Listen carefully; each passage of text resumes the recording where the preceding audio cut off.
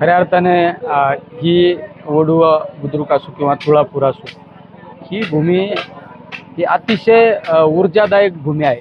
कारण या ठिकाणी धर्मवीर संभाजी राजांनी आपल्या धर्मासाठी, आपल्या स्वराज्यासाठी बलिदान दिलं आणि ती भूमी म्हणजे ही आपल्या सर्वांसाठी एक प्रेरणादायक भूमी आहे. त्यामुळे आज या ठिकाणी आल्यानंतर श्रमदान करत असताना किंवा वृक्षारोपण करत असताना, त्या ठिकाणचा परिसराचा जतन करत असताना एक कुठंतरी एक अभिमान वाटतो का ज्या राजांनी आपल्या स्वराज्यासाठी बलिदान दिलं, त्या राजांच्या भूमीमध्ये आपण काहीतरी एक खारीचा अंश म्हणून आपण या ठिकाणी काम करतोय. आणि निश्चित मी आपणाद्वारे सर्व राज्यातील शिवभक्तांना विनंती करतो की आपण आपल्या आयुष्यामध्ये जन्माला आल्यानंतर ज्या युगपुरुषामुळं आज आपण या ठिकाणी जन्माला आलो, त्या युगपुरुषांसाठी आपण काहीतरी केलं पाहिजे. त्यामुळं प्रत्येकाने अशा मोहिमामध्ये सहभागी झालं पाहिजे. कारण हे गड कोट किल्ले हे नुसते हे प्रेक्षणीय स्थळं नाही, ते तुमच्या आमच्यासाठी एक प्रेरणा स्रोत, ऊर्जा स्रोत आहे आणि ते अखंडितपणे अबाधित राहिले पाहिजे. कारण जोपर्यंत चंद्र सूर्य आहे तोपर्यंत माझ्या शिवरायांचं, माझ्या शंभूराजांचं नाव हे अखंडितपणे प्रत्येकाच्या मनामनात, हृदयात राहिलं पाहिजे. तुम्ही या ठिकाणी सांगितलं की हे पर्यटन क्षेत्र नसून या ठिकाणी ऊर्जा क्षेत्र आहे.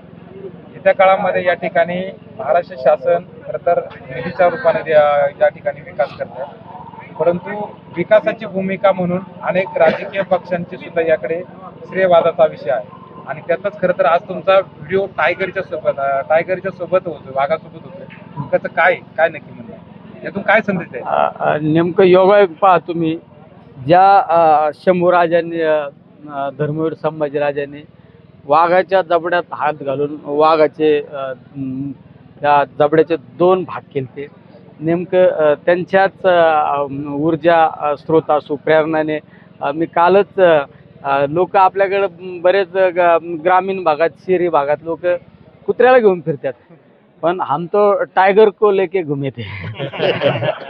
टायगरला सुद्धा माझ्या चालेने चालायला लावलं. नक्की चाल कोणती आहे टायगर? हां, वाघाची चाल. पण खऱ्या अर्थाने वाघाला घेऊन चालणाऱ्याची जी चाल असते ना, तीच चाल सगळ्यात दमदार लागते. तेव्हा वाघ सुद्धा त्या चालीने चालतो.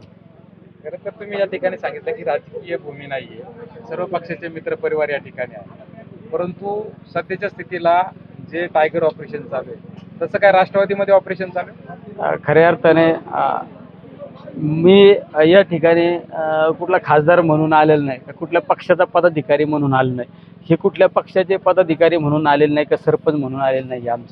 आम्ही या ठिकाणी छत्रपती शिवरायांचे मावळे म्हणून आम्ही मोहिमेला आल्यानंतर कुठलंच राजकीय स्टेटमेंट करत नाही.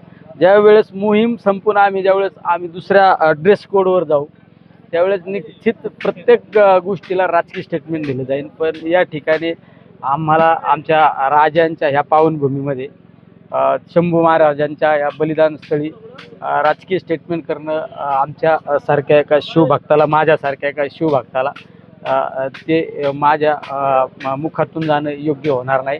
कारण या ठिकाणी राजकीय पार्टिसिपेट करण्याचं ठिकाण नाही. शंभूराजे छत्रपती शिवराय हे अखंड हिंदुस्थानामध्ये खऱ्या अर्थाने एकमेव राजा होऊन गेला, तो 18 पगड जाती धर्माला घेऊन चालणारा, जातीभेदाच्या पलीकडं समाजाला घेऊन चालणारा राजा. आणि त्या राजांच्या आपण जर पावनभूमीमध्ये जर ही मोहीम राबवत असेल तर तिथं कुठलाही राजकीय स्पर्श करायचा नाही.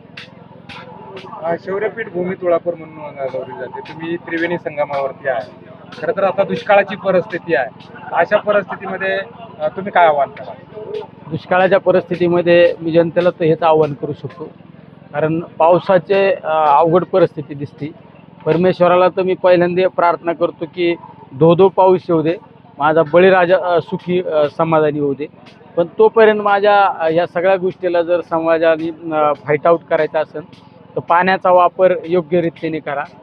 पाण्याची बचत करणं सगळ्यात महत्त्वाचं असतं, कारण पाणी हे सगळ्यात महत्त्वाचं आहे. आज बऱ्याच भागामध्ये आमच्याकडे धाराशिवचे काही शिवभक्त मावळे या ठिकाणी आलेले, त्यांच्याकडे आजच पाण्याचा तुटवडा. आज काही ठिकाणाहून आम्हाला फोन येतात की टँकर चालू करा. त्यामुळे जे थोडंफार पाणी वाचले ना, ते व्यवस्थितरित्या त्याची बचत केली पाहिजे, सगळ्यात महत्त्वाचं आहे.